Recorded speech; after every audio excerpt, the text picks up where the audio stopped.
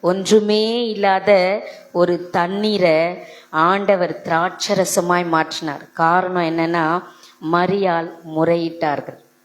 மரியாள் முறையிட்டார்கள். முறையிட்டால் ஆசீர்வாதம்.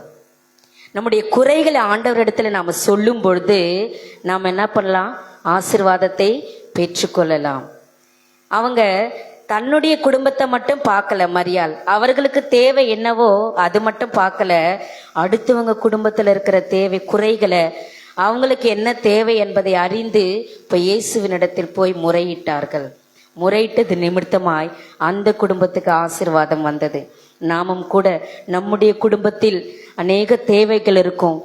என்னென்னவோ நமக்கு வேணும்னு நம்ம நினைப்போம். பிள்ளைகளுக்கு தேவைகள் இருக்கும். ஆனா அது எல்லாத்தையும் இயேசுக்கிட்ட நாம் முறையிடணும். அதோடு நமக்கு மட்டும் நாம் ஜெபிக்கிறவர்களா இல்லாம, நமக்கு மட்டும் நாம் கேட்கிறவர்களா இல்லாம, மரியாள் செய்தது போல அடுத்தவர்களுக்காகவும் நாம் ஜெபிக்கிறவர்களா இருக்க வேண்டும்.